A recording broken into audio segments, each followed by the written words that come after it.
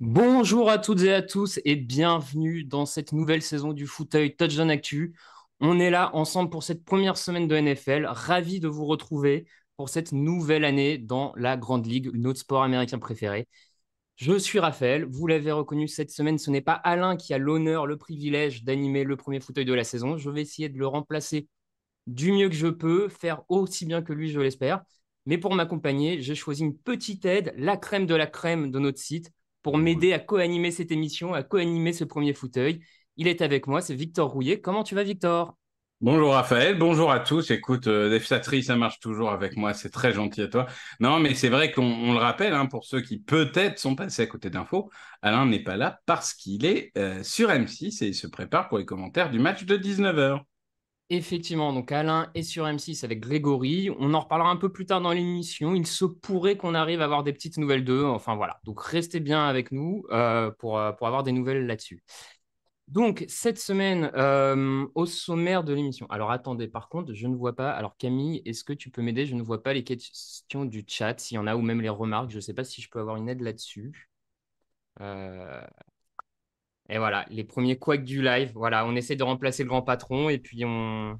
Tu les Moi, vois je pas les là? vois, hein. Moi, je Tu es les pas vois connecté pas. sur, Comment sur c'est ça? Twitch? Alors, attendez. Désolé, messieurs, dames, pour cette Alors petite moi, je vais latence. faire les bonjours. Oui, Bonjour voilà, à fais les bonjours, Victor, en Electrosa, attendant. bonjour à Super. RKOPW Nage, bonjour à Marine, à Gigi Tweak, à Biswerski, Lapfer. Bonjour à tous. On est déjà 130 déjà. Et ben voilà, C'est un beau début, hein. C'est vraiment un beau début. Et ben, ouais, c'est un beau début. On va essayer de pas perdre tout le monde avec nos petits soucis techniques, c'est pas grave. Exactement, mais vas-y, enchaîne. Non, mais écoute, Victor, je te laisse aussi mettre du chat avec moi. N'hésite pas si tu vois Vas-y. des choses Je qui vais passent. On m'occuper du va, chat. on va faire ça à Occupe-toi deux. On va faire ça du à deux. truc. Très bien. Donc, on French est. Mahome s'est abonné, merci à lui. Eh ben, merci à toi. Bien entendu, ce premier fauteuil. Ah, et pardon, j'ai oublié Camille à la technique. Bonjour Camille, comment vas-tu? Ça va bien. Salut à tous. Alors Camille, on vous le dit, pour les petits nouveaux, c'est notre roi de la technique et c'est notamment grâce à lui qu'on peut faire ce premier fauteuil parce que je peux vous dire que sans lui, là, avec Victor, on aurait été juste deux gars devant un mur blanc et il se serait sans doute pas passé grand-chose. Ah, c'est Donc le seul merci. mec qui est remplaçable de TDA. Ouais, On va, c'est ça, donc on va merci être clair, Camille. hein. La nature a horreur du vide, mais alors Camille serait difficile à remplacer. Donc tout à fait, tout à fait. Ce premier fauteuil vous est présenté par Unibet, vous le savez, notre partenaire pour les paris NFL. Unibet qui est partenaire et sponsor du site et du fauteuil depuis maintenant quasiment 10 ans. Donc, vous avez dans le chat les liens pour aller faire des pronos sur Unibet. On n'oublie pas tout de même de jouer de manière raisonnable et de se faire accompagner si jamais vous sentez que la situation vous échappe un petit peu. Donc, pour cette première semaine, on revient sur le sommaire de l'émission. On va d'abord revenir sur l'actu de la semaine, les blessures, et le débrief de jeudi, pardon. Ensuite, on a le thème de la semaine qui sera les flops de la saison. Avec Victor, on va prendre un malin plaisir à dézinguer deux, trois équipes avant le début de la saison et peut-être même deux, trois joueurs si l'envie nous en prend. Puis, on essaiera de faire un petit détour par M6 et se connecter avec Alain et Greg. Ensuite, vous en avez l'habitude, les pronostics du jour, les meilleurs coachs Unibet, le retour du quiz qui sera animé par Victor. On espère peut-être avoir cette année une nouvelle gagnante que Sarah, qui je crois l'an dernier a remporté quasiment tous les quiz. Ça va Et être un qui des grands vient suspens. qui vient de s'abonner aussi. Bonjour à elle. Ah, Il y aura un quiz pour toi, Sarah. On voilà. va voir si tu réussis à confirmer d'une saison sur l'autre. Parce que tu étais clairement la MVP d'année dernière. C'est ça. Donc bon courage Sarah et bon courage aux autres pour la détrôner. Et puis voilà, on va partir là-dessus. Victor, alors, l'actu du jour, je te donne une première liste des gros blessés qui ne joueront donc pas lors de ce premier match ce dimanche. On peut partir du côté des Broncos avec Jerry Jeudy, le receveur, du côté des Commanders avec Chase Young, le defensive end, du côté des Dolphins avec Teron Armstead, les Lions, alors, hop, non, ce n'est plus les Lions, pardon, il y a une petite erreur, mais c'est les Panthers avec DJ Shark, le receveur, les Packers, Christian Watson, le receveur, les Raiders, Chandler Jones, les Ravens, on l'a appris tout juste, Mark Andrews, le tight end, même si on en parlait depuis un peu le début de semaine, ne jouera pas ce week-end. Du côté des Texans, on a aussi comme absent notable Jimmy Ward, le cornerback, et John Mechie, le receveur, même si pour le moment, le pauvre receveur de deuxième année, on ne l'a pas encore vu sur un terrain. Et puis, bien sûr, la blessure de Cooper Kupp, le receveur star des Rams, qui en plus a été même mis sur la l'injury reserve, donc sur la liste des blessés pour les nouveaux. La liste des blessés, c'est une partie de votre effectif sur lequel vous mettez des joueurs et ils ne pourront pas revenir avant un certain laps de temps dans la saison. Donc Cooper Kupp, voire saison finie pour certains. Cooper Kupp est sur l'injury reserve pour le moment, on ne sait pas exactement quand il reviendra. Victor, parmi ces absences, quelle est celle qui t'inquiète le plus pour le match de ce soir? Bah écoute, moi pour ce soir, c'est Christian Watson aux Packers. Ok. Parce que on a quand même un match assez couperé entre les Packers et les Bears, qui sont pour moi deux équipes qui, sur le papier, sont d'un niveau, on va dire, équitable. C'est un gros match, mais on sait que Jordan Love, il est jeune et il se repose notamment sur un duo de receveurs très jeunes qui est Christian Watson et Romeo Doubs. Il n'y a quand même pas une profondeur d'effectif dingue, hein. Non. Et du coup, l'absence de Watson, qui a été quand même une attraction de la fin de saison dernière, j'ai peur qu'elle fasse très mal à cette attaque et peut-être même qu'elle donne un avantage décisif aux Bears. Pour le coup, je trouve que c'est vraiment un gros coup de massue. Ouais, non, je suis plutôt d'accord avec toi, hein. C'était une équipe, et notamment Watson, pour le coup, on attendait de voir cette jeune attaque des Packers, comment elle allait arriver sur le terrain après le départ, comme vous le savez toutes et tous, de Aaron Rodgers du côté des Jets de New York. Donc là, c'est déjà un premier contretemps, j'ai envie de dire, pour voir le vrai visage de cette attaque avec l'absence de Watson, face à en plus un adversaire contre lequel Green Bay a presque est obligé, j'ai envie de dire, de s'imposer s'il veut viser quelque chose cette saison, Victor. Alors, obligé, c'est jamais en semaine 1, mais c'est sûr que dans ce genre de division qui vont se jouer à des détails, et même une conférence globale qui risque de jouer à des détails pour les wildcards, oui, ça fait partie des matchs qu'il faut gagner, surtout on va en parler après, mais tu as un adversaire direct, les Lions, qui ont gagné un match qu'ils devaient perdre, entre guillemets, sur le papier. Donc, ils ont déjà pris un peu d'avance. Il ne faut pas se faire distancer. Tout à fait, tout à fait. De mon côté, moi, je voulais souligner l'absence de Teron Armstead, le left tackle de Miami, celui qui est censé protéger, en tout cas, le plus efficacement possible, Tua Tagovailoa. On connaît les problèmes de pression sur Tua Tagovailoa, les problèmes de commotion qu'il a eu l'an dernier. Là, les Dolphins vont donc être privés de leur meilleur lineman offensif dans ce premier match face aux Chargers, une équipe avec laquelle ils sont a priori en course pour une place en wild card en fin de saison. Donc une défaite face aux Chargers pourrait être assez embêtant. Et je crains quand même que le pass rush des Chargers puisse profiter de cette absence, se servir de ça pour mettre beaucoup de pression à Tua Tagovailoa. Alors ça ne veut pas mécaniquement dire que l'attaque de Miami va s'enrayer et ne trouvera pas de solution. Néanmoins, pour moi, c'est vraiment une des absences clés de la soirée, qui peut faire pencher le plus la balance d'un côté ou de l'autre, en tout cas parmi la liste des blessés qu'on a en cette première semaine. Et puis, on va quand même dire un petit mot sur lui, sur Cooper Cup. Victor, comment tu sens un peu l'avenir là, de Cooper Cup? Ça commence à se sentir pas très bon, non? Non, ça sent pas très bon. Je fais juste une petite parenthèse que Bad News Vas-y. Marco l'a fait remarquer et on a eu un nouveau tweet il y a 3 minutes de Yann Ah, Rapoport. Cordarrelle Patterson est out ah aux bah, Falcons, donc ça veut voilà, dire que ça va être Algier et Robinson. tout à Et fait. Marcus Davenport, edge des Vikings, je sais plus si on en a parlé, mais est out aussi. Non. Mais de toute façon, lui, c'est un peu sa carrière qui est out aussi. Mmh. Oui, donc Cooper Cup. Cooper Cup, c'est malheureusement on va dire l'illustration de ce qu'on a un peu trop souvent en foot américain. C'est un joueur ultra talentueux, un joueur offensif de l'année 2021, avec quelque chose comme 1900 yards et 16-17 touchdowns, hein, donc quand même ce qu'on peut appeler une saison historique. Mmh. Et c'est vrai que il avait fait un bon début de saison l'année dernière, enfin un début de saison correct dans une équipe un peu en descente, on va dire. Et puis il y a eu cette blessure, il revient. Là, on dit qu'il a rechuté. Il va être absent à la fin de la pré-saison. Puis finalement, la semaine 1, on ne sait pas. Puis il est absent la semaine 1. Puis finalement, il est absent les 4 premières semaines au moins. C'est ça. On le connaît trop bien, ça, hein. On le connaît trop bien, ce scénario en NFL, et ça Ouais. finit rarement bien. Surtout quand c'est des blessures, des blessures musculaires, des blessures de cheville. Ces blessures-là, c'est compliqué. C'est pas comme d'autres blessures où, bon, bah, une fois que t'es guéri, tu vois. Mmh. Non, non, Euh, mais je te rejoins. Moi, je suis aussi un peu Ça sent inquiet mauvais, hein. là-dessus. Ouais, je suis un peu inquiet pour la suite. Et alors là, de manière encore plus pragmatique, je suis inquiet pour l'attaque des Rams sur les prochaines semaines. Parce qu'a priori, Cooper Kupp était quand même l'arbre qui cachait la forêt, en tout cas sur l'effectif de receveurs, hein, sur cette escouade de cible pour Matthew Stafford. Cooper Kupp était vraiment le phare dans la pénombre. Donc on va voir ce que ça va donner, mais très inquiet là-dessus. Et pour finir le petit tour d'horizon de l'actualité de la semaine, je te propose aussi d'évoquer le cas Mike Evans. Mike Evans qui n'arrive pas à s'entendre avec les Buccaneers. Pas de prolongation en vue. Est-ce que tu es surpris par la direction que prend les Buccaneers là-dessus, sur ce dossier, ou tu penses que ça va se résoudre progressivement?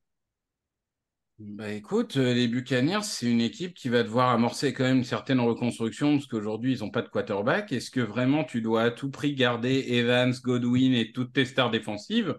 Il y a un moment, il faut faire un choix. Mm. Evans, il avait déjà l'air à moitié malheureux sur le terrain l'année dernière. Il y a un ou deux matchs où clairement, il n'avait pas envie d'être là. À un moment, s'il est plus dans le truc, même si ça reste un joueur légendaire de l'histoire des Buccaneers, pense même que ça doit être le meilleur receveur de l'histoire des Buccaneers. Oui, Euh, sans trop de soucis, oui. Globalement, à un moment, je pense que c'est peut-être venu le moment pour lui d'aller dans une équipe peut-être ou chercher un chèque ou chercher une bague, hein, qu'importe. Mhm. Mais et pour les Alors, Buccaneers de faire des choix, ça me choque pas. globalement, je te rejoins. Allez, petit prono fantaisiste. Quelle équipe pourrait aller le chercher dans un trade avant la trade deadline? T'as une Hum, idée en tête dans le chat? N'hésitez pas si vous pensez à une équipe qui devrait faire le bah, move pour. Après, en cap space, c'est compliqué, mais j'aurais envie de te dire les Bills pour avoir enfin deux receveurs de très très haut niveau. C'est vrai Hmm. que c'est une alternative qui pourrait me plaire. Après, j'essaye de voir dans les équipes qui ont du cap et bah il y a un moment si les Jaguars ils veulent faire all-in avec l'attaque, ça peut être tu vois ils ont de joueurs à l'intérieur mais à l'extérieur ils ont quasiment que Calvin Ridley Ouais, ouais, ouais. Ça aurait clairement de et ils la ont du cap pour eux. bonne figure. Ça ferait bonne figure. Non, non, effectivement, ça peut être pas inintéressant. Ils ont des pics, ils ont du cap. Dans le chat, je vois qu'on parle pas mal de Kansas City. Ça me paraît compliqué en termes de cap Ah pour non, les ouais. Chiefs. Je vois pas trop la manœuvre salariale faite. Bon, après, on n'est jamais à l'abri d'une surprise en NFL. On a vu des fois des équipes réussir à gérer le salary cap, en tout cas repousser l'échéance. Bon, écoute, pourquoi pas. Voilà, Victor, pour le petit tour d'actu. Je ne sais pas si tu avais une dernière actu que tu as vu passer, que tu avais en tête, ou sinon on part directement sur ce que beaucoup de gens attendent, le débrief du match de jeudi. Ne faisons pas attendre Allez, ne les gens. faisons pas attendre, tout à fait. Donc, on passe sur le match de jeudi, le premier match de la saison, l'ouverture de la saison. Et là, stupeur et tremblement, les Detroit Lions sont venus à Kansas City. Ils ont vu Kansas City et ils ont battu les Chiefs à la maison sur le score de 21-20. Une victoire en plus que les Lions sont allés chercher puisqu'ils ont d'abord été menés 14-7, puis 20-14, avant de passer devant à l'entrée du dernier quart-temps pour mener 21-20 et ne jamais lâcher l'avantage au score. Tout de suite, j'ai envie de te dire, Victor, est-ce que Détroit a gagné ce match ou Kansas City l'a perdu? La petite question buzz pour déjà lancer et mettre Hmm. l'ambiance. Quand même, Kansas City l'a perdu. Je pense que c'est avant tout ça, même si je reviendrai sur la performance globale des Lions, mais avant tout, en fait, la principale leçon de ce match pour moi, c'est qu'il y a une quasi-dépendance pour l'attaque de Kansas City et que en fait, cette attaque, elle peut pas vraiment fonctionner sans Travis Kelce parce qu'il n'y a pas de receveur ou en tout cas sur ce match-là qui sont sortis du lot. Personne n'est au-dessus de 50 yards. Bon, Kadarius Toney, on peut en reparler, mais match cataclysmique, le drop qui donne le pick six, le drop qui donne qui empêche le dernier drive. Sky Moore invisible. Mmh. Euh, Mahomes, il a fait ce qu'il a pu, ça a marché pendant une mi-temps, puis après les Lions se sont ajustés. C'est en ça que je pense pas totalement qu'il y ait que les Chiefs qui aient perdu, mais Mmh. on y reviendra. Après, la grosse question et celui qui va devoir rapidement se remettre en cause pour moi, c'est Andy Reid. Ah, Parce que alors, parlons Andy d'Andy Reid, Reid. moi, vous savez, je l'aime d'amour. Hein, ça a été mon coach pendant plus de 10 ans. Je veux dire, j'ai découvert la NFL avec lui. Honnêtement, j'ai rarement vu ce Kagadé comme ça. Ce qui nous a fait il y a une troisième tentative où il tente une sorte de trick play qui a aucune chance de réussir. Il tente des 4e et 25, alors que juste avant, il punt sur une 4e qui est totalement jouable. Je veux dire, il était perdu sur son plan de jeu. Et est-ce que c'est l'absence de Bieniemy aussi? Parce que mine de rien, hein, le départ de Bieniemy a Ouais, pu jouer sur le plan offensif. effectivement, c'est une bonne question. L'absence de Bignemi, ça c'est quelque chose qu'on va forcément surveiller au fur et à mesure des semaines et aussi peut-être en miroir, voir comment du côté de Washington ça se passe pour voir peut-être l'impact finalement qu'avait Bignemi là-dessus. Mais sur Reed, en tout cas, là où je te rejoins, et c'est notamment pour préciser un peu ce punt que tu parles, le contexte, hein. On est quand même sur le dernier drive, la dernière série des Chiefs. Ils ont une 4e et 25. Il leur reste quand même 2 minutes 10 au chrono. Ils ont encore 3 temps morts. Ils sont sur leurs 30 yards et ils préfèrent jouer cette 4 et 25 alors que depuis 2 drives, j'ai envie de dire même, on voit les receveurs des Chiefs ne faire que relâcher la balle. Il semble quand même que punter à ce moment-là, dégager les Lions dans leur terrain, utiliser les 3 temps morts pour essayer de les bloquer dans le terrain des Lions et espérer récupérer la balle semblait quand même plus intéressant. Donc là-dessus, je te rejoins. Je te rejoins. Alors, je sais aussi, donc tu en as parlé hein, sur les receveurs, la Kelsey dépendance. Du coup, tu es inquiet pour le reste de la saison? C'est quelque chose où tu penses que ça va quand même revenir. À partir du moment où Kelsey va revenir, les receveurs peut-être sont juste passés à côté du match. Comment tu te places là-dessus?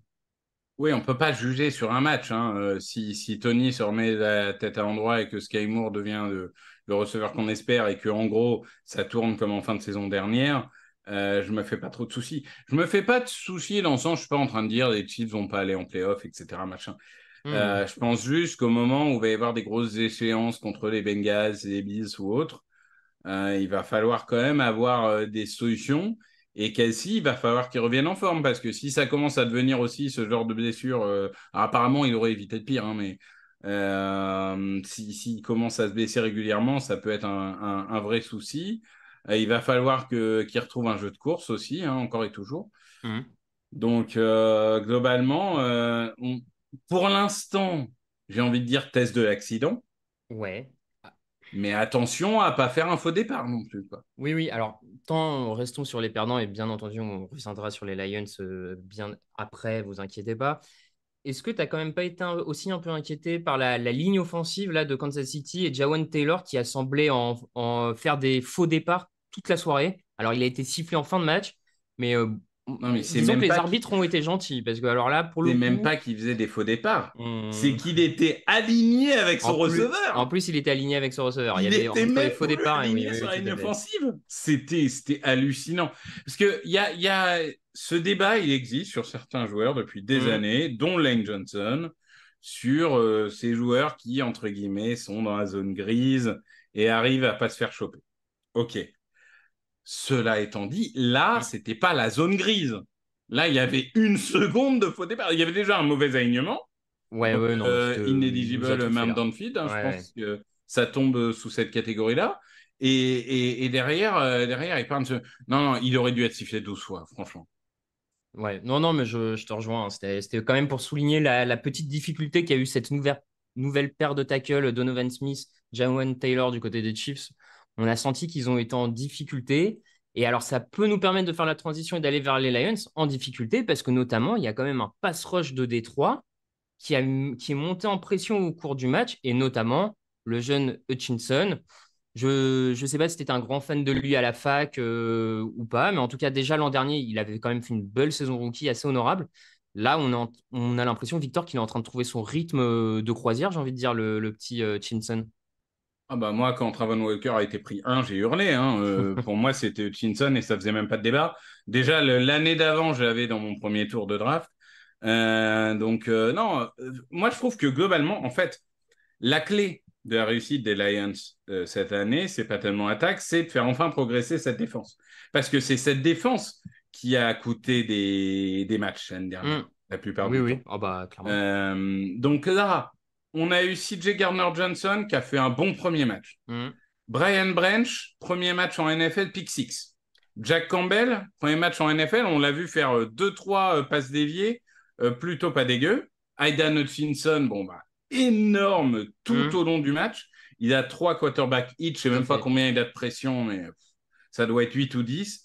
Donc en fait, je trouve que on a enfin d'espoir parce que les jeunes et les recrues ont tous apporté quelque chose et on a vraiment l'impression que cette équipe, elle a été bien entraînée au camp Mhm. d'entraînement parce que cette défense a été cohérente.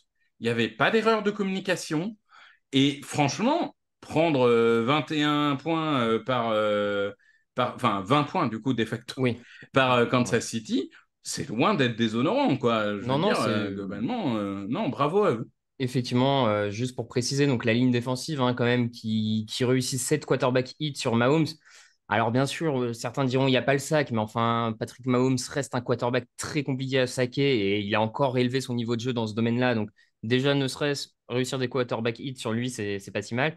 La ligne défensive également dévie 3 passes, ce qui n'est pas anodin quand même pour une ligne défensive. Donc, clairement, on a un gros match défensif.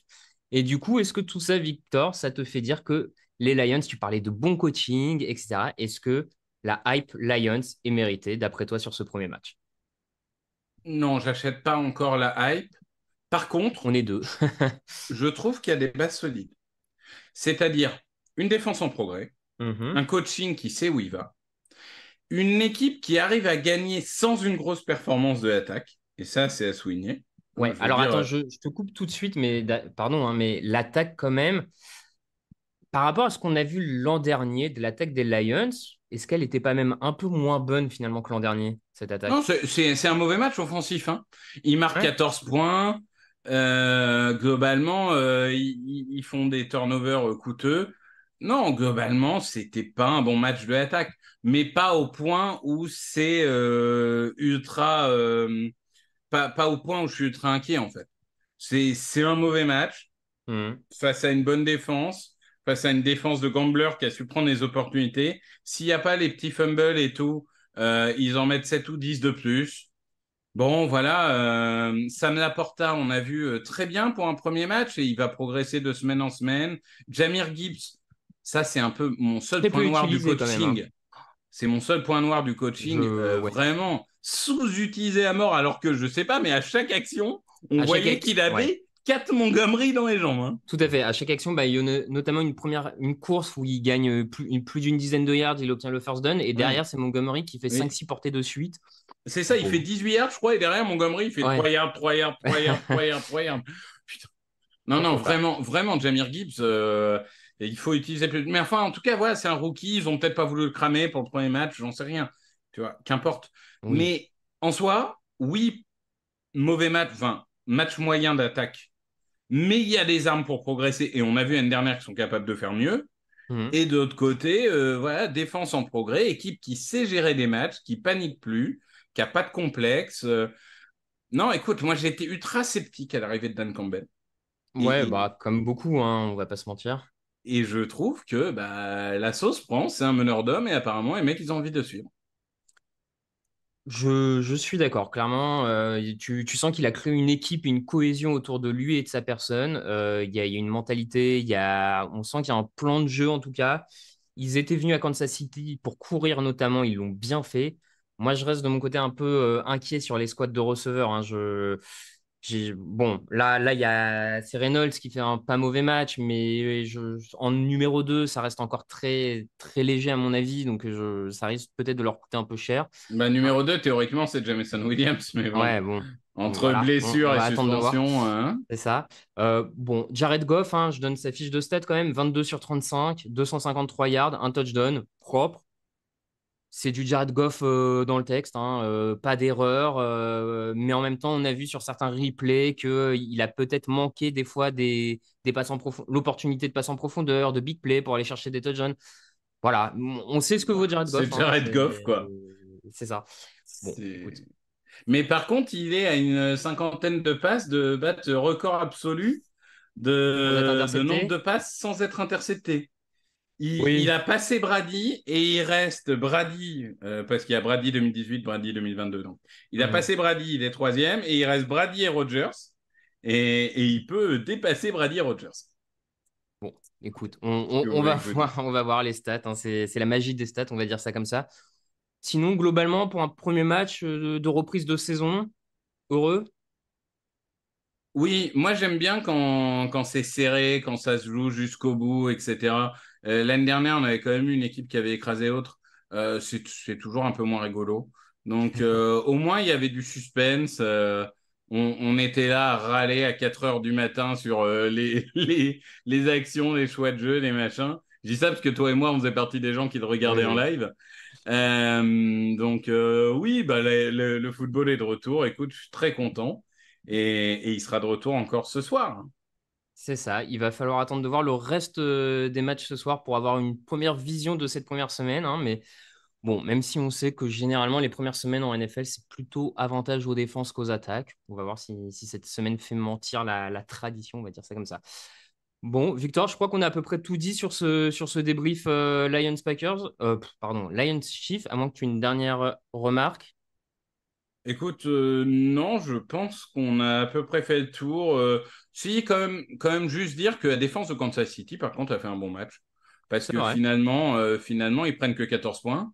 C'est vrai. Face à une attaque qui en marquait plus d'une vingtaine l'an dernier de moyenne, je crois qu'ils étaient autour de 25 même l'an dernier, les Lions, sans Chris Jones, en plus sur le Non, pass mais rush. sans Chris Jones. T'as Karl Aftis qui commence vraiment à progresser. Nick Bolton qui est toujours aussi bon au Mhm. milieu.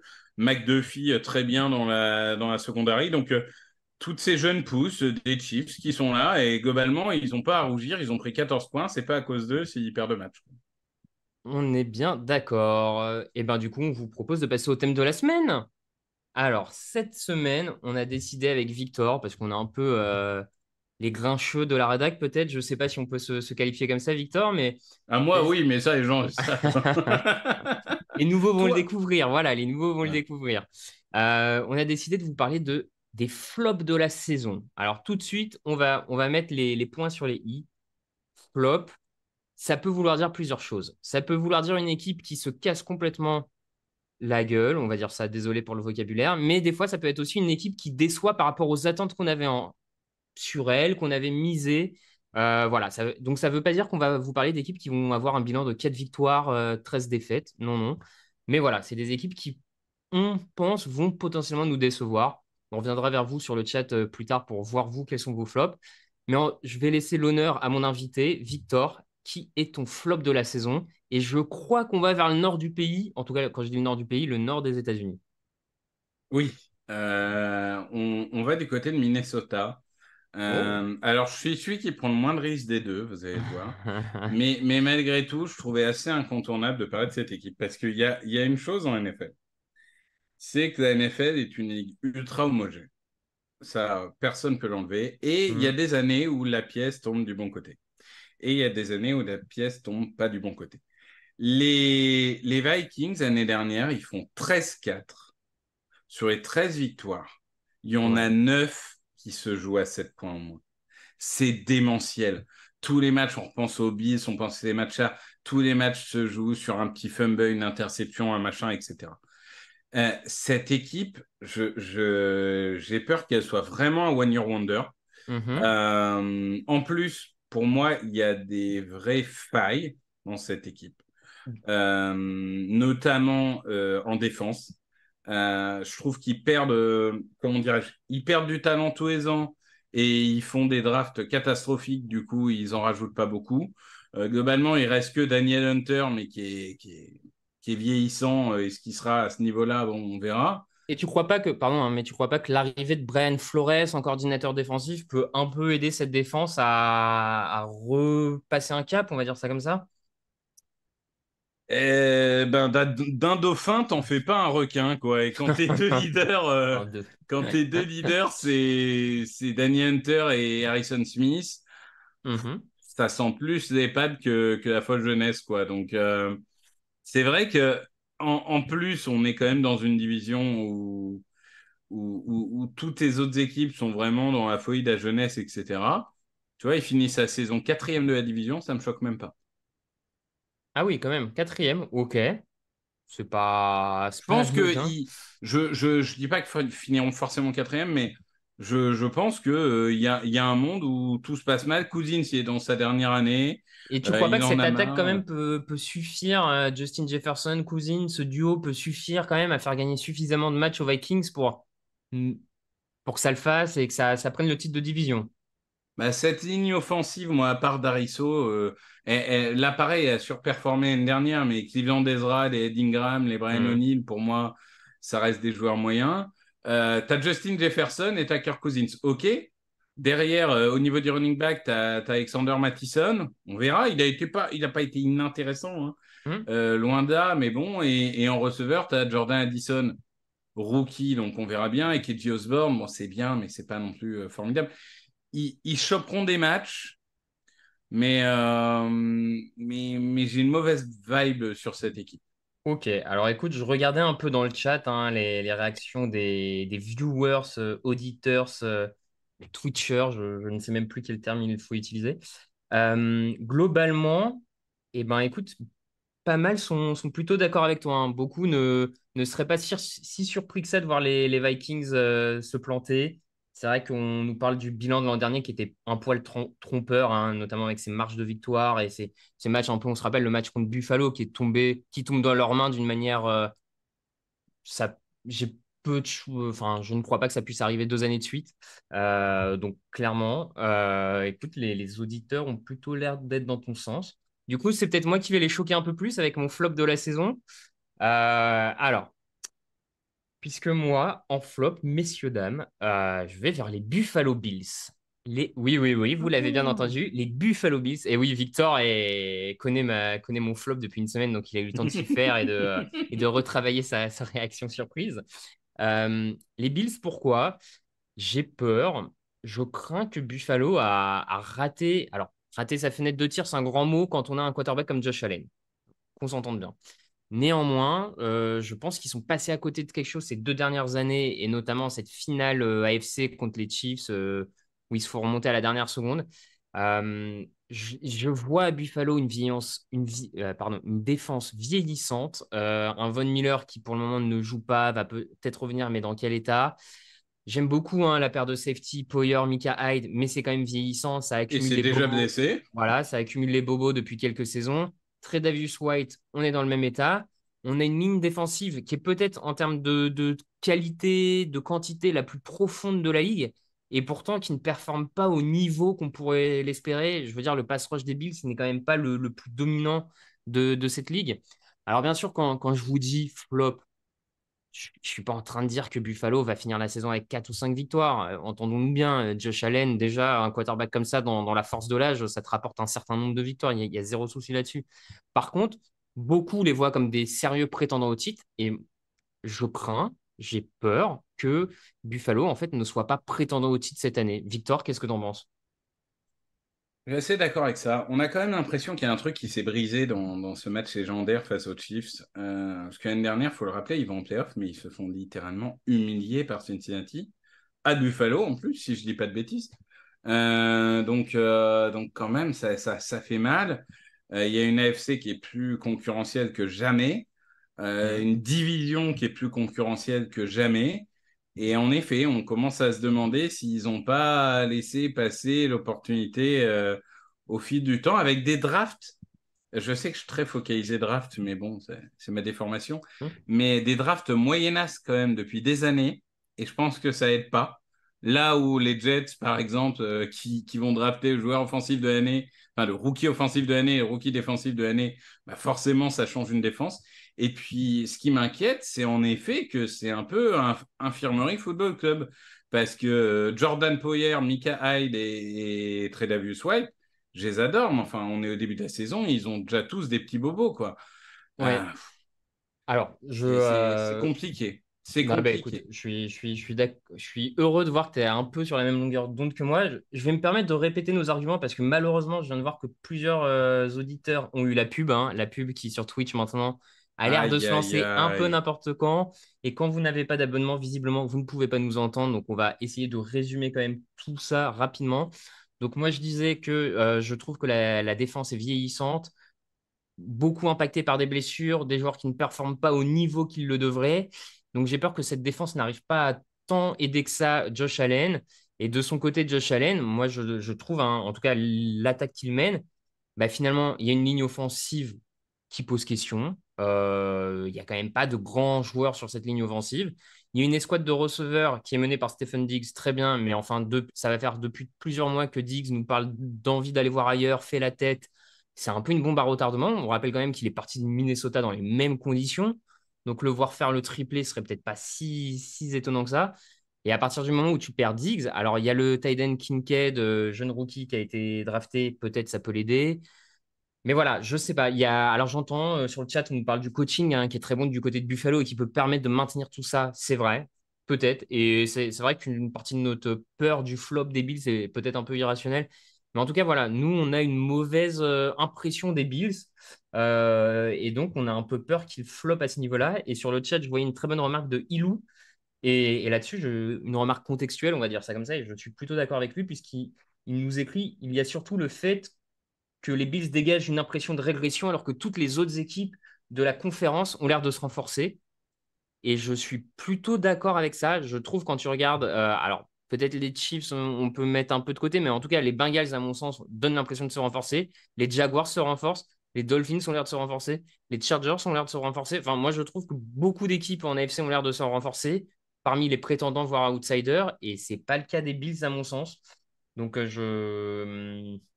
voilà, je suis un peu sceptique. C'était mon flop. Et ce qu'on vous propose dans le chat, c'est pareil. N'hésitez pas à nous partager vos flops. Et en attendant que le chat nous partage ses flops, Victor, peut-être on peut parler d'un point de vue un peu plus individuel. Est-ce que tu as un pressentiment d'un joueur là qui va nous faire une catastrophe cette saison? Ah bah, j'ai envie de parler de Brock Purdy, là, tu vois, Ah, là, tout de voilà. suite. Allez, Mais bon, allons-y. non, La mais Cendrillon de la NFL. ouais, mais Cinderella, ok, mais enfin, le problème, c'est qu'à minuit, le carrosse, il se transforme en citrouille. Euh, écoute, non, moi, je trouve que Brock Purdy, il nous a fait le coup en université, avec une première saison incroyable, on s'est tous enflammés, et puis derrière, il est resté moyen toute sa vie. Ça veut pas dire qu'il sera mauvais, dans le Mhm. sens où je pense que dans le système actuel des Niners, t'as quand même des receveurs qui font de la séparation, t'as des systèmes de jeu qui sont bien construits, donc sur une saison régulière, ça peut tenir le coup. Je vois beaucoup de gens qui pensent qu'ils vont gagner le titre avec lui. Et je reste persuadé, et on l'a vu, un premier drive de la finale de conférence, ça fait fumble. Je reste persuadé que c'est pas un joueur qui va les emmener tout en haut. Donc, moi, c'est vraiment le joueur qui me fait un peu peur, entre guillemets. Je vois tout le monde, en fait, qui s'enflamme sur lui, et j'ai l'impression qu'il y a quand même peut-être un plafond. Et un deuxième joueur dont j'ai l'impression qu'il y a peut-être un peu un plafond, et là, je vais faire grincer des dents. C'est Justin Herbert. Moi, je trouve Oh là là là là, le pavé dans la mare. non, pas Lamar, Justin. Ouf. Hop, hop, hop, C'est hop, hop. dommage, là, on n'a pas la petite. Retrouvez-moi tous les samedis au Zénith pour plus de blagues. Non, dans le sens. Alors, je m'explique tout de suite. C'est-à-dire que Justin Herbert, je l'adore depuis Oregon. C'est un super quarterback. On a un peu trop tendance aujourd'hui à le mettre partout top 5, comme si c'était assumé que c'est un Mahomes ou quoi ou autre. Pour l'instant, en saison régulière, c'est bien, encore que il y a eu des moins bonnes périodes, bon, avec des blessures, hein, ça aide pas. Et c'est un énorme choc en playoff. Donc, attendons un peu avant de sacraliser. Faut quand même se dire qu'en AFC, il y a Jets, Ouais. Bills, Dolphins, Bengals, Ravens, Jaguars, Chargers, Chiefs. Je prends que ceux-là, par exemple. Il y en a 8 et il y en a que 7 qui iront en playoff. Et tout le monde va me dire les Hmm. Jaguars, mais comme ils sont dans une division à part, ils auront sûrement leur ticket. Mais ce que je veux dire, c'est que attention si les Chargers font pas les playoffs, quoi. Oui, oui, oui, attention. Alors après, pour le coup, moi, je t'avoue que cette année spécifiquement, l'arrivée de Kellen Moore en tant que coordinateur offensif du Oui, côté des Chargers me laisse penser, me laisse espérer que Herbert peut passer un plafond. Parce que quand même, vu ce que Kellen Moore a réussi à obtenir en termes de production d'un quarterback comme Dak Prescott, qui a priori était un peu plus brut hein, que Herbert, un peu moins talentueux, certes, certes, certes. bon, je me dis que là, quand même, on lui met entre les mains un jouet encore plus solide, plus intéressant.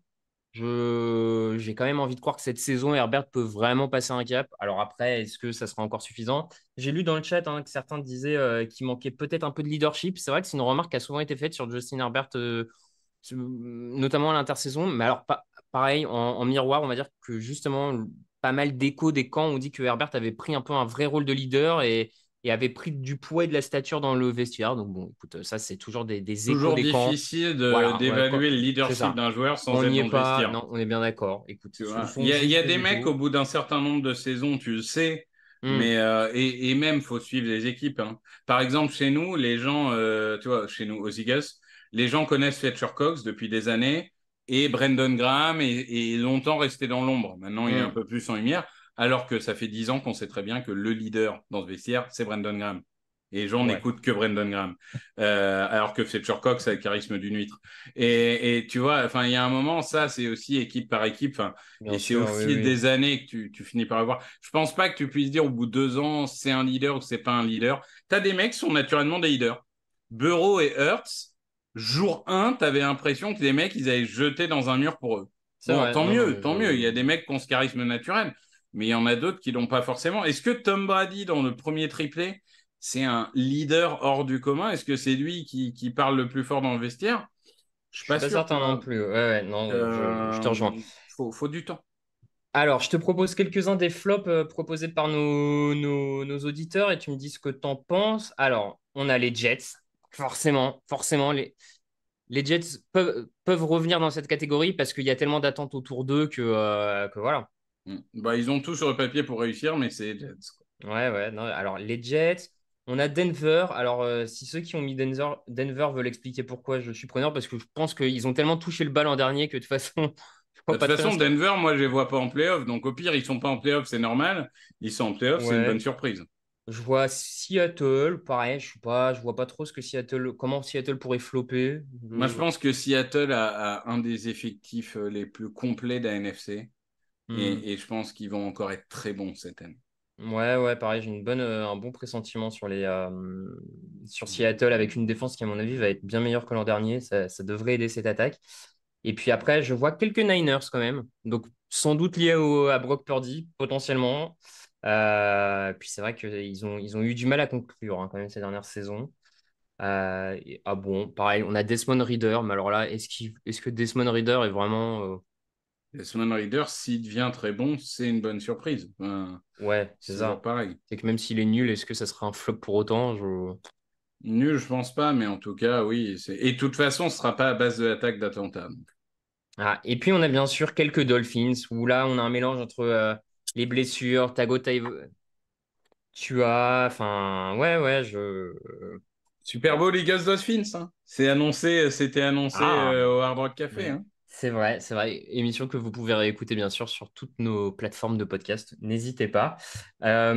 Ok, bah écoutez, Et toi, du coup, toi, un petit flop individuel, parce que tu me demandes et tu te mouilles pas. Les gens l'ont remarqué, hein. Moi, je suis animateur, j'essaye de garder une certaine neutralité Oui, oui, oui, bien dans sûr. mes propos. Écoute, sincèrement, je, en vrai de vrai, j'avais comme toi, j'avais Brock Purdy. Je crains l'effet. On s'est trop emballé sur 6 matchs. Bon, il a mené 6 matchs et voilà. Donc, pareil que toi, j'avais plutôt Brock Purdy en tête. Maintenant, s'il faut vraiment donner un autre, j'ai peur du flop. Et pourtant, j'aime beaucoup ce joueur, mais j'ai peur du flop Tony Pollard à Dallas. Il se retrouve quand même dans une situation où il était depuis 2 ans dans quasiment un partage des portées avec Ezekiel Elliott. Là, il va se retrouver en situation où il va quasiment porter tout seul. C'est pas forcément une évidence de devenir running back, enfin coureur numéro 1 et de reprendre toutes les portées comme ça. Donc, j'ai peur d'un petit flop de Tony Pollard et ce qui pourrait être un vrai caillou dans la chaussure des Cowboys pour aller loin cette saison. Ouais, je suis un peu confiant pour Pollard, mais je vois ce que tu veux dire et c'est vrai que ça va jouer. Après, il a Deuce Vaughn derrière lui pour essayer de soulager, on verra. C'est le petit coureur, enfin pardon, hein, quand je dis petit, Oui, oui, non, c'est ça, non, ouais. non, il est historiquement petit, hein, tu peux le Ouais. dire, hein, on a rarement eu des joueurs aussi petits. Je vois qu'il y a des gens qui demandent quelle équipe tu supportes. Alors, faut que vous sachiez que Pour les petits Raphaël, nouveaux. il supporte la Juve de Turin Et et c'est la déjà assez Juventus de d'émotion et Turin, et c'est de. déjà assez difficile pour lui. C'est Donc, ça. il évite de prendre une équipe NFL en plus. C'est ça, j'ai déjà assez de seum et de sel en moi et de larmes. Donc on va s'arrêter là. Je n'ai plus besoin de m'en faire plus. Et du coup, ça me permet de regarder de manière très neutre tout le monde et c'est d'autant plus agréable. Et ben écoute, je te propose, donc on récapitule hein, nos flops. En équipe, pour Victor, ça sera les Vikings, pour moi les Bills. Donc quand même deux prétendants, hein, malgré tout, deux équipes qui sont vues pour aller faire les playoffs, voire plus dans le cas des Bills, à mon sens. Vikings, j'en suis moins sûr. Et puis en individuel, on a parlé de Brock Purdy, on a mentionné Pollard. Écoute, je ne sais pas. Espérons qu'on n'en ait pas beaucoup plus, hein, parce que c'est pas très drôle les joueurs qui flopent. Ah, peut-être si. Attends, je vais profiter de ton expertise quand même draft. S'il y a un des quarterbacks rookies qui doit flopper, lequel? Donc, je répète, pardon, pour les nouveaux, on va dire les trois principaux quarterbacks rookies qui vont être titulaires d'entrée de jeu. Bryce Young du côté des Panthers, CJ Stroud du côté des Texans de Houston et Anthony Richardson du côté des Colts. Bah, s'il y en a un qui doit être une explosion, enfin une catastrophe dès la première année, ça sera Richardson, dans le sens où Ok. il a eu qu'une seule saison titulaire en NCAA, saison en plus moyenne bonne avec Florida. Il a un potentiel dingue, mais il est super jeune, il est super brut. Et en fait, moi, j'ai toujours peur pour ces joueurs. C'est un peu comme Sam Darnold, qui était super jeune quand il est arrivé. Mhm. J'ai un peu peur parfois que les joueurs soient arrivés trop vite en NFL et que du coup, ils se crament.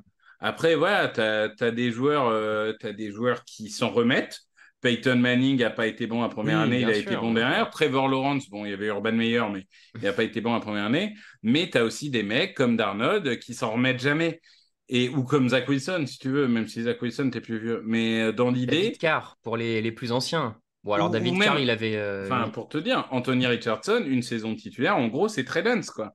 Bah, Trey Lance, t'as vu comment il a fini. Donc, Ouais. je lui souhaite pas, je souhaite jamais un joueur d'échouer, mais pour moi, s'il y en a un des trois où à la fin de la saison, tu te dis non, mais en fait, c'est pas possible, c'est lui. Mais si ça se trouve, il fera une carrière à Jalen Hurts et ça ira très bien, hein.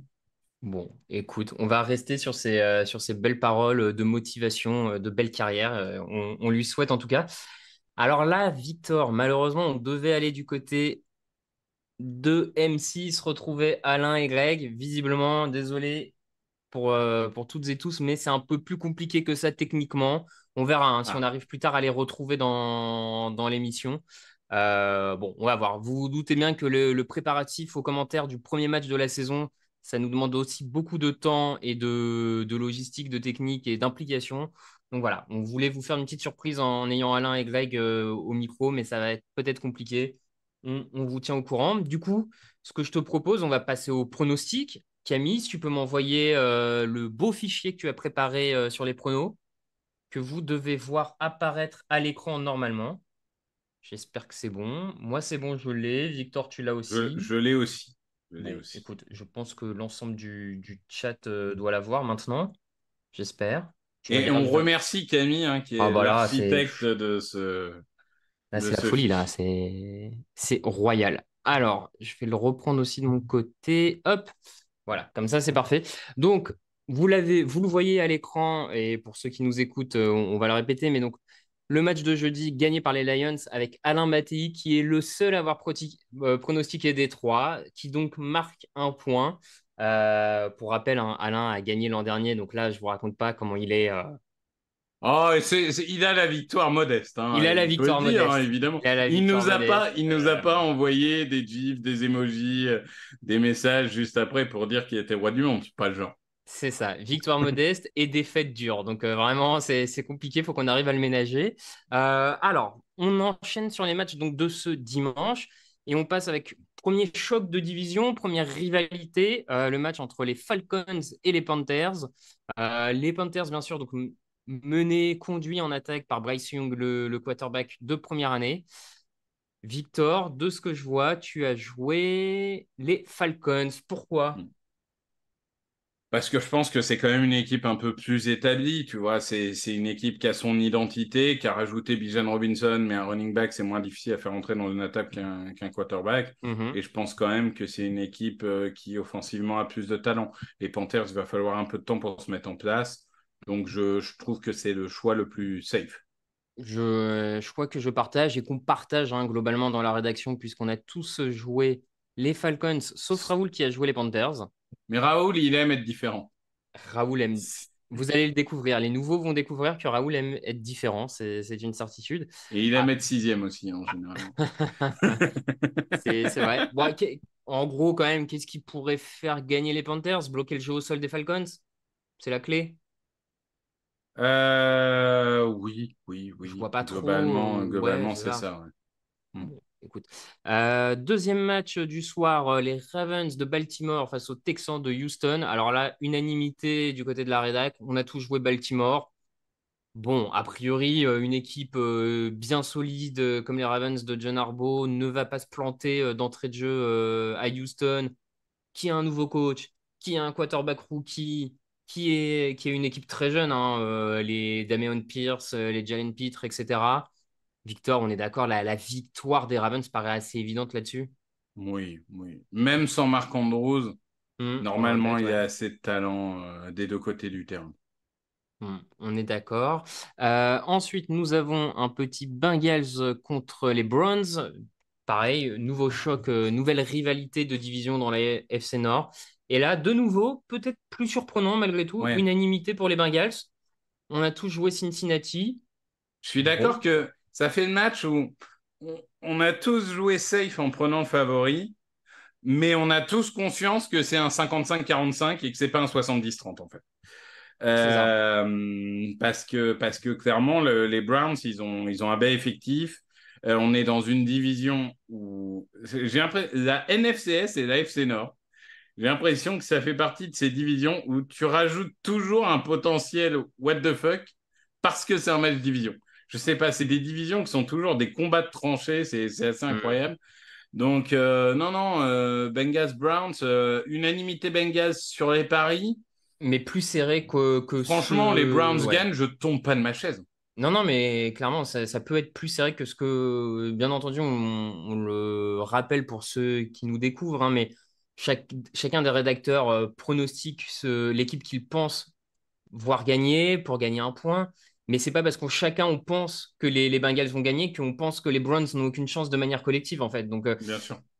et là, Cleveland, comme tu l'as dit, a quand même des arguments, hein. On a un Nick Chubb qui souvent fait mal à Cincinnati. On a un Deshaun Watson quand même dont on espère, je ne crois pas que ce soit le cas, mais en tout cas dont on peut penser qu'il peut retrouver le niveau de Houston et donc faire passer un cap. Alors je vois que nous dépassons la barre des 400 viewers. Merci à tous. Deshaun Watson qui peut faire passer un palier à cette attaque de Cleveland. Voilà, donc on joue les Bengals, mais attention, ça peut vraiment être serré, ça peut tomber du côté de Cleveland sans trop de soucis à mon sens. Ensuite, on a donc les Jaguars, encore un choc de division. Les Jaguars face aux Colts. Alors, je ne sais pas si le terme choc est le bon là, mais Victor, pareil, on a tous joué les Jaguars. Bon, sur celui-là, on va peut-être aller vite, ça paraît assez évident par rapport à la faiblesse de l'effectif d'Indianapolis et la dynamique des Jaguars. Oui, Indianapolis, ils ont quelques bons joueurs, ils ont une bonne ligne, même si elle a été un peu en dessous l'année dernière. Mais bon, il va falloir tout mettre en place. Ils Hmm. n'ont toujours pas de receveur. Ils ont un jeune quarterback qui va devoir apprendre. Non, pour moi, ça fait un peu trop là. Ouais. Je sais qu'il y a une sorte de. Je crois que les Colts battent. Non, c'est les Jaguars qui battent tous les ans les Colts. Non, c'était ça l'histoire. Même quand les Jaguars étaient nuls, bah, je pense que la série va continuer parce que là, Oui. ouais. Je pense aussi. Attention, moi je dis. Non, pas attention dans le sens les Colts vont faire quelque chose, mais je vous conseille plutôt de regarder le premier match de Calvin Ridley, le receveur des Jaguars. Moi, j'ai parié sur le fait qu'il allait faire une très très belle saison. Je pense qu'il a le potentiel en tout cas, et j'ai bien envie de le voir s'établir comme le vrai numéro un du côté de Jacksonville. Ensuite, on a Vikings contre Buccaneers. Bon, pareil, unanimité encore une fois dans la rédaction, les Vikings. Alors Victor, toi qui nous disais qu'ils allaient flopper, pourquoi les avoir joués vainqueurs? Là, c'est vraiment, on est en première semaine, on essaye de limiter la casse et pas perdre de points sur les autres. Et puis quand même, les Buccaneers, c'est quand même historiquement faible, hein, notamment offensivement. En tout cas, ils n'ont pas de quarterback. Mais attention, parce que la défense des Buccaneers, il y a quand même du talent. Kirk Cousins, il a toujours ces un ou deux matchs dans la saison où il va lancer quatre Mhm. interceptions. Pareil, tu me dis demain que les Buccaneers sont gagnés 12-10. Oh, je tombe pas de ma chaise, quoi. Mais Ouais, bon, non. j'ai fait plat du pied sécurité, j'ai joué Vikings comme vous. Oui, oui, non, je suis plutôt d'accord. Moi, là, pour le moment, je vois pas très bien non plus qui va tenir Jefferson du côté de Tampa Bay, qui va réussir à le stopper. Bon, peut-être finalement, c'est le pass rush de Tampa Bay qui peut poser vraiment problème à cette équipe, mais bon, globalement, on va sur les Vikings aussi. Ah, plus partagé, le match suivant, les Saints contre les Titans. Et là, nous avons deux membres de l'équipe qui jouent les Titans, donc qui sont Alain et Raoul. Alors, Alain, c'est normal, il est obligé de nous porter sa Ouah. hype Titans. Il va mourir avec jusqu'au bout. Il va mourir, ouais, il va mourir très vite avec, je pense. Il n'aura pas le choix, on va l'embêter avec ça. Et puis, Grégory, moi-même, Lucas et Victor jouent les Saints. Victor, les Saints, c'est quoi? C'est l'arrivée de Derek Carr. Tu penses une attaque plus forte que celle des Titans, peut-être? Ah bah, attaque et défense, en fait. Ouais. La défense des Saints a des individualités que les Titans n'ont pas. Et l'attaque devient complémentaire avec l'arrivée de Derek Carr. Hmm. Pour moi, c'est honnêtement, et on verra bien, c'est moi qui le résume ce match, donc je vais peut-être tomber de ma chaise, mais pour moi, c'est un des matchs où je vois beaucoup d'avis partagés. Enfin, d'avis partagés dans le sens, les gens vraiment sont soit Titans, soit Saints. Moi, Hmm. pour moi, je j'ai pas hésité une seule seconde avant de mettre les Saints, en fait. Bah, je t'avoue, ouais, pareil. Moi, je trouve que les Saints, alors sous-coté, c'est un grand mot, mais je trouve qu'ils ont un effectif qui est pas incohérent. Il y a des qualités sur toutes les lignes en défense, il y a des qualités en attaque. Voilà. Comment Derek Carr va réussir à améliorer tout ça? Mais quand je vois qu'ils ont quand même réussi à aller chercher 7-8 matchs l'an dernier avec Jameis Winston, je me dis avec un quarterback un peu moins stupide que Winston, ils peuvent quand même aller arracher cette division. Et je pense que la route vers ça passe par cette victoire contre les Titans. Match suivant, et alors là, le match que vous devez toutes et tous voir sur M6, puisque le Steelers 49ers est le match diffusé sur 6play. Donc, vous avez un article sur le site Touchdown Actu qui vous explique comment vous pouvez voir en direct 6play via votre application mobile ou via votre télé connectée. N'hésitez pas à vous référer à cet article pour suivre la démarche. Et on vous le conseille bien entendu, puisque vous l'avez compris, vous l'avez lu toute la semaine, vous l'avez entendu. Ce sont les camarades de Touchdown Actu, Alain et Grégory, qui seront aux commentaires de ce premier match. Donc, on vous attend nombreux pour les soutenir. Ça nous fera plaisir. Et je crois même qu'il y a un hashtag que vous pouvez utiliser sur les réseaux sociaux, hashtag NFL6Play, pour poser vos questions que Grégory et Alain pourront lire en direct à l'antenne et auxquelles ils tenteront de répondre le mieux que possible. Donc voilà, n'hésitez vraiment pas à aller faire un tour sur 6Play. Donc, Steelers 49ers, quand même une affiche entre deux équipes mythiques de la ligue, hein. On ne fait pas beaucoup mieux en termes d'historicité en NFL. Et Historicité. ouais, j'ai un petit doute sur le terme historicité, mais écoute, on en est déjà à quasiment 1 heure d'émission.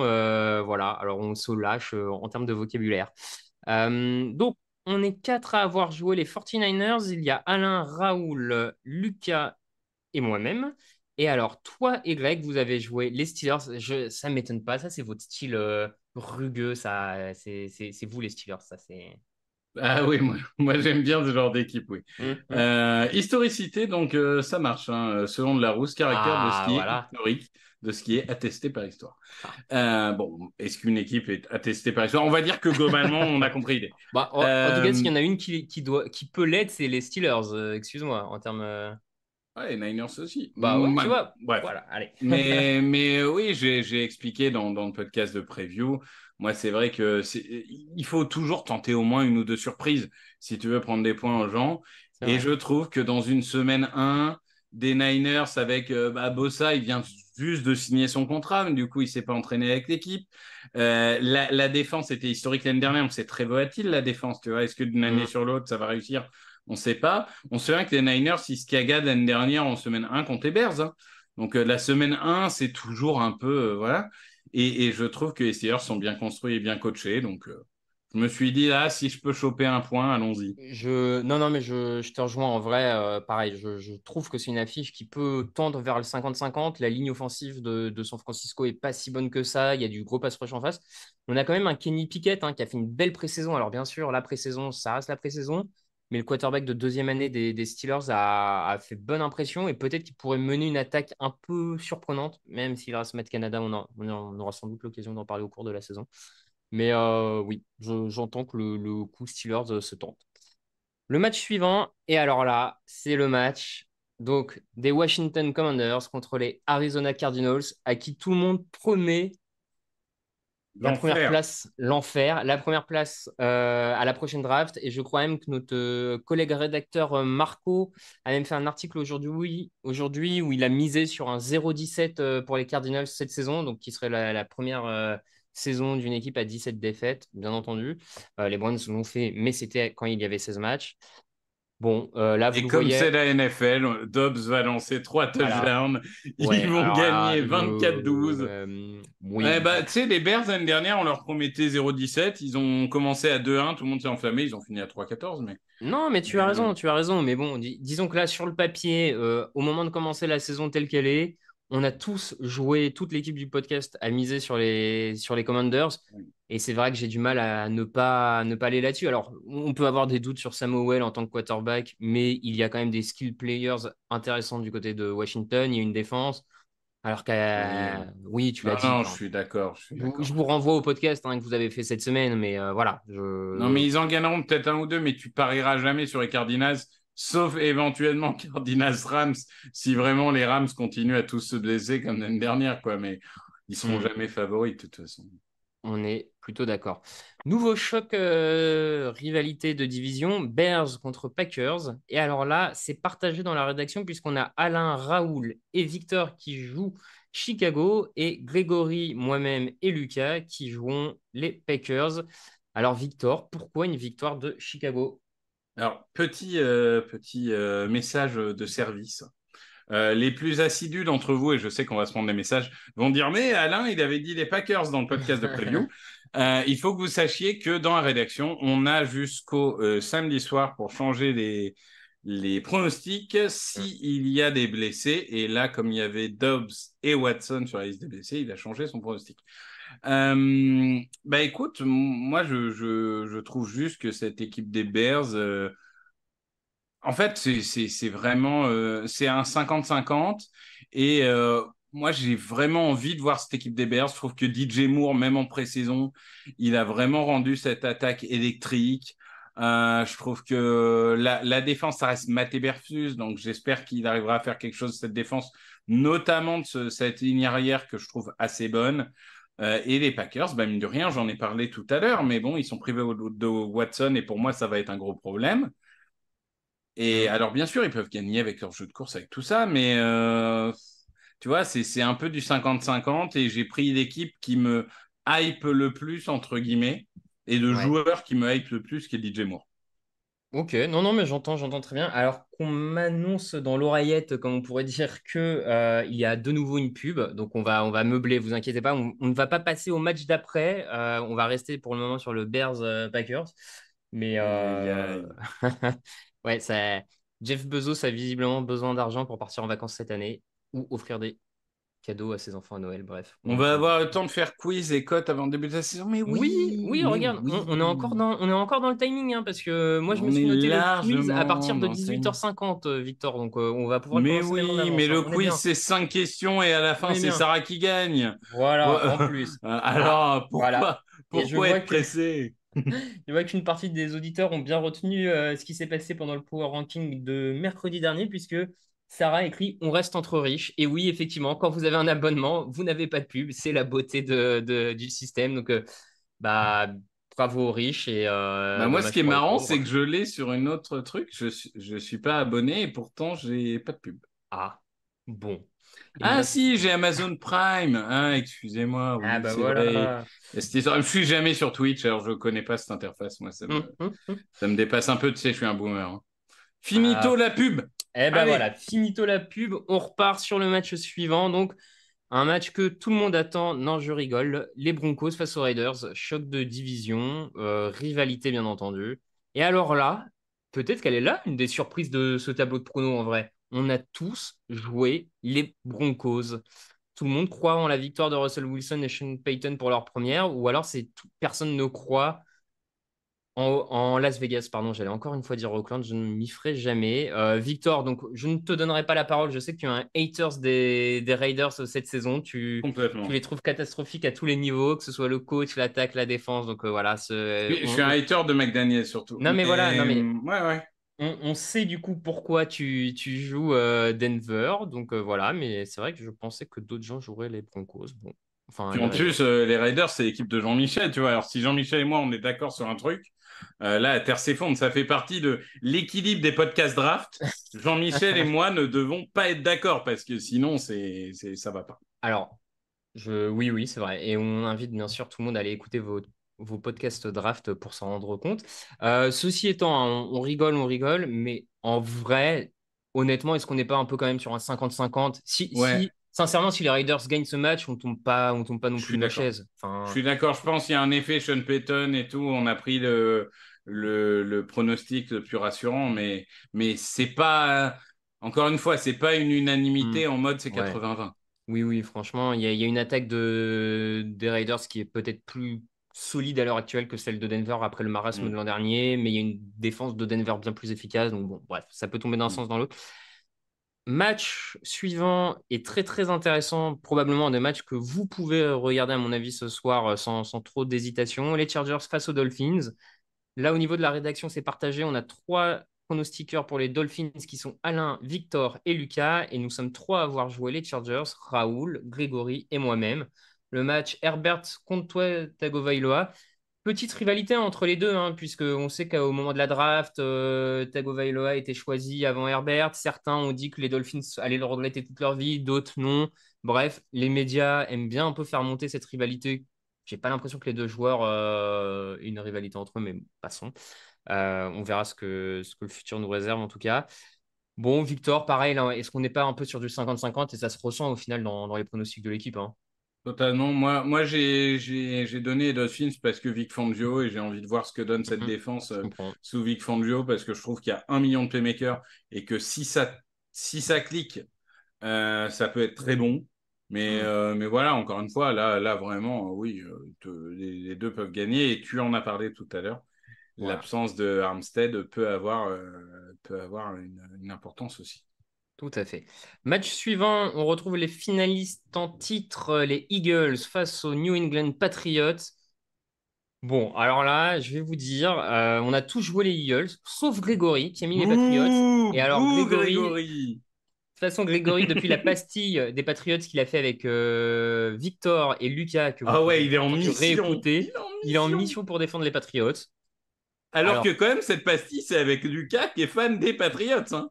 Le, le, hum, le hum, mec hum. qui se tue, qui se bute pour défendre les Patriots, c'est même pas le supporter, quoi. C'est incroyable. Ouais, bon, bah là, écoute, c'est dommage hein, qu'on n'ait pas Greg avec nous parce qu'on aurait pu lui demander pourquoi il avait misé sur les Patriots. Alors, bien entendu, New England, attention, reste une équipe compliquée à manœuvrer, une Mm. défense avec du talent.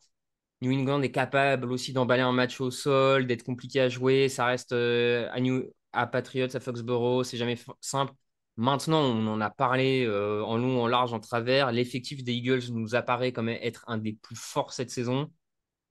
Je veux dire, le rater paraît difficile. Voilà. Victor, je te laisse finir si tu veux sur les Oui, Eagles, hein, pas mais inenvisageable, mais parce que ça reste Bill Belichick, parce que voilà, mais c'est sûr que c'est pas le plus probable. ouais, on est bien d'accord. Match suivant, donc les Seahawks qui affrontent les Rams. On a tout joué pour le plus grand plaisir de notre technicien son préféré Camille. On a tout joué Seattle. On en a un peu parlé hein, au cours de l'émission très rapidement, mais avec Victor, on est plutôt aligné sur Seattle. Le fait que la défense pourrait être une bonne surprise, que l'attaque a beaucoup, beaucoup d'armes. Écoute, et face à une équipe des Rams en plus, où là, pour le moment, c'est un peu le désert. Moi, je pense on en a parlé avec Cooper Cup, il y a un scénario catastrophe où les Rams se retrouvent numéro 2 de la draft parce qu'ils vivent une nouvelle saison galère. Enfin, Hmm. les Seahawks, c'est ultra complet. Non, non, pour moi, il y avait même pas de débat au moment de miser. Allez, on dit que ça reste à voir parce que c'est un match de division. Avec les matchs de division, on sait très bien que c'est toujours un peu particulier. Mais enfin, bon, en plus, à Seattle, dans l'enfer Mm, de Seattle, bon, ça paraît mm, très, très compliqué cette histoire. Avant-dernier match qu'on vous propose, ce sont les Giants contre les Cowboys de Dallas. Et là, mhm. toute l'équipe a joué Dallas. Ce qui peut Ouais, surprendre, hein, mine de mais rien, ce qui peut surprendre ouais, parce que c'est un peu dur. C'est un peu voilà, dur. les Giants sortent quand même d'une saison où ils ont été en playoff à la surprise générale. Donc, manifestement, tout le monde ne croit pas tout de suite à New York, ou en tout cas pas à New York face aux Cowboys. Écoute, donc toute l'équipe a joué les Cowboys. Moi, je les ai joués parce que je pense quand même que leur attaque est meilleure que celle de New York et je pense même que leur défense est meilleure. Moi, j'ai envie de voir Micah Parsons. Voilà, je pense que là, il est en mission pour être défenseur de l'année. Victor. Oui, moi j'attends de voir cette équipe Giants. J'ai toujours peur de ces One Year Wonder, enfin de ces équipes d'une année, Hmm. pour éviter les anglicismes, sinon je vais me faire taper dessus. J'ai toujours peur de ces équipes qui réussissent une année et qui rechutent un petit peu, tu vois. Parfois c'est un peu mécanique. Ces années dernières, il y avait un calendrier un peu simple. Là c'est un peu plus compliqué. Et oui, disons que là encore, tu veux pas perdre de points, tu vas au plus safe. Mais Hmm. on n'est peut-être pas à 50-50, mais on n'en est pas si loin. Ouais, je suis plutôt d'accord. Et enfin, dernier match, le match de la hype versus le flop annoncé par une partie de l'équipe. Ce sont donc les Jets de New York face aux Bills de Buffalo. Et alors là, je vous annonce que toute l'équipe a joué New York, sauf Raoul qui a joué les Bills. Donc, C'est très surprenant. dans le train de la hype, hein, cette saison, on le sait, il y a Alain, il l'a annoncé lors du Power Ranking, il y croit à fond. Victor, tu nous l'as dit, tu penses aussi qu'il peut faire une belle saison. Bon, globalement, on veut tous voir Aaron Rodgers, en fait, plus que le résultat de façon, plus que le résultat de ce match, sincèrement, c'est Aaron Rodgers qu'on veut voir. Enfin, Aaron Rodgers contre Josh Allen, c'est le premier. De toute façon, si c'est la première fois que vous regardez du foot et que vous savez, vous êtes un peu perdu et tout, moi je vous dis, le chemin parfait, c'est vous faites Niners Steelers, mhm. vous faites Chargers Dolphins. Et Ouais. si vous avez le courage et que vous ne travaillez pas demain matin, si vous êtes étudiant par exemple, j'en sais rien, vous faites Jets Bills. C'est vraiment les trois matchs qui sentent le football, quoi, hein. Ouais, non, c'est clair, c'est clair. Trois matchs qui sentent le football avec beaucoup d'intrigues et de choses à suivre, hein. L'arrivée de Rodgers chez les Jets, on l'a dit, les Bills, on a un peu de crainte. Chez les Chargers, l'arrivée de Kellen Moore en coordinateur. Chez les Dolphins, l'arrivée de Vic Fangio en coordinateur. Et puis Steelers, 49ers, match mythique, beaucoup de bons joueurs des deux côtés, dans les deux équipes, des deux côtés du ballon en plus. Bref, je vous recommande aussi le calendrier de Victor, assurément pour ce soir. Bon, bah, il nous reste plus qu'à se dire à voir ce que ça donne la semaine prochaine, tous ces petits pronos. Mais en attendant, ce qu'on vous propose, c'est d'aller sur Unibet pour voir les codes de la semaine. Camille, est-ce que tu peux enchaîner avec Unibet? Magnifique. Oh là là, cette régie est incroyable. Franchement, je veux un tonnerre d'applaudissements pour Camille dans le chat. N'hésitez pas à balancer vos plus beaux emojis, Bravo. émoticônes, je ne sais même plus. Mais bref. Alors, Victor, par où tu veux aller? Euh, Qu'est-ce qui te fait plaisir? Vas-y, c'est la maison qui offre. c'est la maison qui offre. Bah là, sur ce que je vois, j'ai envie de partir sur Pittsburgh, qui est à 1,95. Mhm. Je sais pas si Allez. toi, ça t'intéresse. Camille, est-ce que tu peux descendre un peu, qu'on voit le reste des Une seconde, j'ai un paris? petit souci, je le fais. Ah, Pas de souci. souci Alors, petit technique. souci. Ouais, vous allez voir, ça va défiler, ne vous inquiétez pas. Mais oui, oui, en tout cas, comme tu dis, c'est une cote très intéressante que celle de Pittsburgh, assurément. On l'a dit, hein, un match qui nous paraît plus serré que certains peuvent le croire ou le penser. On vous rappelle également que c'est le match que diffuse Sisplay, commenté par Alain et Grégory de Touchdown Actu, donc n'hésitez pas à aller y faire un tour. Alors, écoute, Victor, en attendant que Camille trouve la solution technique, moi je vais enchaîner sur une autre cote que j'ai sous les yeux et que je trouve également plutôt pas mal. Moi, j'ai envie de te dire les Dolphins. Alors, j'ai joué les Chargers. J'ai joué les Chargers. Néanmoins, les Dolphins sont à 2,24. Les Dolphins sont à Ouais, 2,24. ouais, Alors, à l'extérieur, bien entendu, même si, bon, pour le coup, le stade des Chargers, c'est franchement pas un endroit très compliqué à aller jouer où tu prends la pression, hein, ça fait je suis peur à pas d'accord. grand monde. Mais clairement, pour un match qui nous semble à peu près du 50-50, voir les Dolphins à 2,24 alors que les Chargers sont à 1,58, bon, ça nous semble être quelque chose de pas inintéressant. Est-ce que Tu as autre chose sous les yeux ou tu veux que je continue? Bah, déjà, c'est ça, des matchs en 50-50, tu prends la plus grosse cote, Hmm. c'est un peu toujours comme ça. Bah écoute, j'avais les Jets à 2 quand même. Les Jets à 2, tout à fait, tout à fait. Ça me semble plutôt pas mal. Également pour les Jets à 2. Hop, donc j'ajoute les Jets. Ah, Donc je on crois que c'est a, bon pour Camille. Camille, c'est bon pour toi? Oui, redis-moi s'il te plaît les matchs. Ouais, alors les Steelers, si tu peux nous mettre les Steelers. Ensuite, les Dolphins.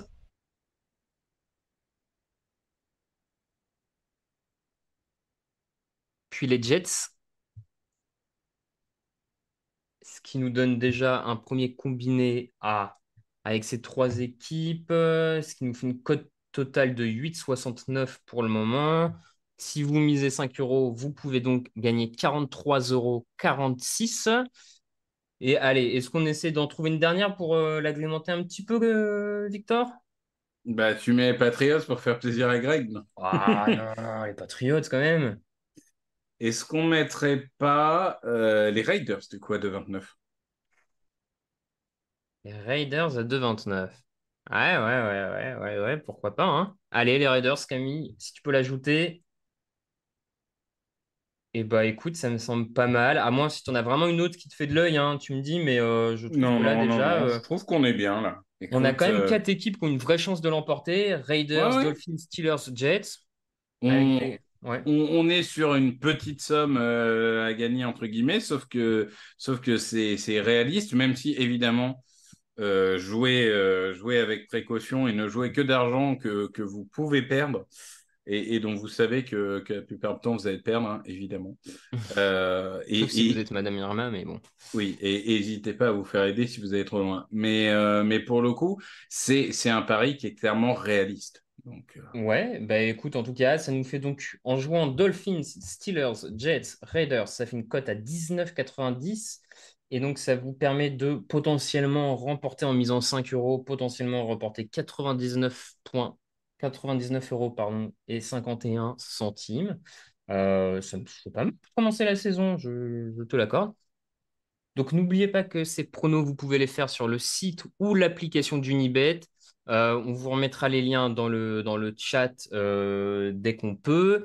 Et puis bien sûr, vous pouvez retrouver aussi les pastilles pronos et les conseils pronos sur le site Touchdown Actu. Donc voilà, vous avez de quoi faire pour orienter ces pronos avant le début de saison. Eh bien écoute, Victor, je crois qu'on va pouvoir passer au moment que Sarah attend le plus. En tout cas, les autres, je ne sais pas encore, mais Sarah l'attend avec impatience. le Et quiz, on est à le peu près dans le quiz. timing. On a 3 minutes d'avance. Donc, on Vas-y. a le quiz. Alors, les habitués le connaissent bien. Pour les petits nouveaux, vous allez voir, Victor et Camille vont vous proposer un quiz autour de la NFL. Et le vainqueur aura le droit à un cadeau. Et je vais laisser la main à Victor et à Camille, du coup, pour le quiz. Eh ben écoute, oui, Camille, je te laisse mettre en place le setup et me dire quand c'est bon. Vous allez avoir 5 questions. Je rappelle, hein, toujours, il y a la notion de bonne réponse et il y a la notion de rapidité. C'est pour ça que vous allez voir, par exemple, la première question est, je pense, plutôt facile, mais le but aussi, c'est de départager les gens par la vitesse. Donc, soyez attentifs. Camille, est-ce que du coup, c'est C'est c'est bon, prêt normalement pour ça va être toi? prêt. Camille me dit que D'accord. c'est bon. J'attends Euh, que ça s'affiche peut-être. Je vois QuizKit qui s'affiche, donc voilà. Donc je lance les questions et tu lances en même temps, Ouais, c'est ça, Camille? Ok. c'est ça. Donc la première question. Qui n'a pas été rookie défensif de l'année? Sauce Gardner, Nick Bosa, Chase Young ou Max Crosby? Donc on laisse, je ne sais pas combien de temps, c'est Non, 20 c'est bon. secondes, non? Ouais. Ouais, c'est ça. allez, Donc, question facile pour commencer. oui, mais encore une fois, tu sais, la rapidité, ça détermine les points et ça peut souvent faire la différence. Donc, Sauce Gardner, Nick Bosa, Chase Young et Max Crosby. Alors juste, je rappelle, hein, mais dans le chat, ça ne sert à rien de nous mettre les réponses dans le chat. Il faut répondre, Dans cliquer QuizKit. dans QuizKit. Donc voilà, pas la peine de faire ça dans le chat. Et surtout, pareil, ne répondez pas, ne mettez pas vos réponses parce que les autres vont pouvoir mettre, jouer à votre place la bonne réponse. Donc bref, tout ça ne sert à rien, rien dans le chat. Voilà, c'est tout ce qu'il faut retenir. Vas-y, Exactement. Victor, tu peux enchaîner. Et donc, la réponse était donc Max Crosby, qui avait fini deuxième derrière Bossa. On va enchaîner sur la deuxième question. C'est toujours bon pour toi, Camille? Oui, alors je te dis quand c'est envoyé. Là, on attend encore des joueurs. Voilà. Prochaine question, tu peux y aller. De ces 4 joueurs, qui a eu le plus de yards en réception en tant que rookie? Justin Jefferson, Jamar Chase, Odell Beckham ou Randy Moss? Hmm. Et là, ça devient Ah, un peu plus compliqué. Parce que je vais pas vous mentir, ils sont un peu dans un mouchoir de poche. Enfin, je fais une encartade, hein, désolé, mais j'ai vu passer sur les réseaux sociaux, mais je ne devrais pas en fait m'arrêter là-dessus, mais un visuel qui demandait si Randy Moss pouvait battre Sauce Gardner, et j'ai quand même beaucoup rigolé. ah oui, ça c'est la J'ai beauté des réseaux sociaux, ça. j'ai Qu'est-ce que tu veux beaucoup que je te rigolé. dise? Et donc c'est fini. Et la réponse est Jamar Chase. Avec 1455, 1400 pour Justin Jefferson, 1305 pour Odell Beckham et 1313 pour Randy Moss. Donc vous avez compris, le thème, c'est les rookies. Question 3, Camille. C'est parti. Combien de touchdowns Alex Smith, premier choix de la draft 2005, a-t-il lancé en 9 matchs pour sa saison rookie? 3, 5, 1 ou 7? Est-ce que tu t'en souviens, Raphaël? Sans dire, hein, mais est-ce que tu t'en souviens? Non, je ne crois pas. Pour le coup, non. Moi, je ne sais pas pourquoi c'est une stat qui m'a marqué dans ma vie. Ça fait partie des stats, tu sais, il y a des stats comme ça. Oui, C'est oui, comme c'est Peyton clair. Manning qui est dans 6 interceptions contre les Chargers, dont 3 d'Antonio Cromartie. Je sais pas pourquoi, Ouais, ça j'ai retient, encore ouais. l'image de la feuille de stats devant moi. Je ne saurais pas l'expliquer exactement. C'est fini, Camille? Ouais, c'est fini. Et la réponse était un touchdown pour 11 interceptions. Donc, il y a une saison cataclysmique pour un premier tour de draft. Il s'est rattrapé par la suite et il a fait une carrière honorable. Pas une carrière peut-être digne d'un premier choix de draft, mais une carrière honorable. Mais ça avait mal commencé. Question suivante. Camille, c'est bon? C'est parti. En 2023, quel defensive back rookie a eu le plus d'interceptions? Sauce Gardner, Tariq Woolen, Jalen Pitre ou Kobe Durant?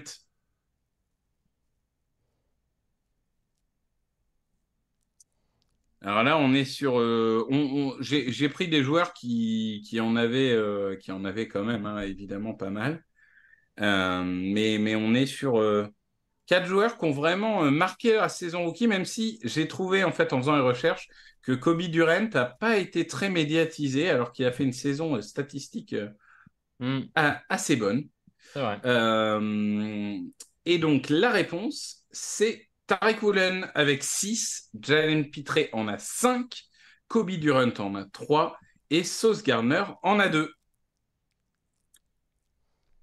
Ah, je vois que ça a quand même bien répondu, Woolen. Bon, je pense qu'il a marqué les gens, mais c'est vrai que, tu vois, Sauce Gardner, 33 votes, alors que finalement, il n'en avait que 2.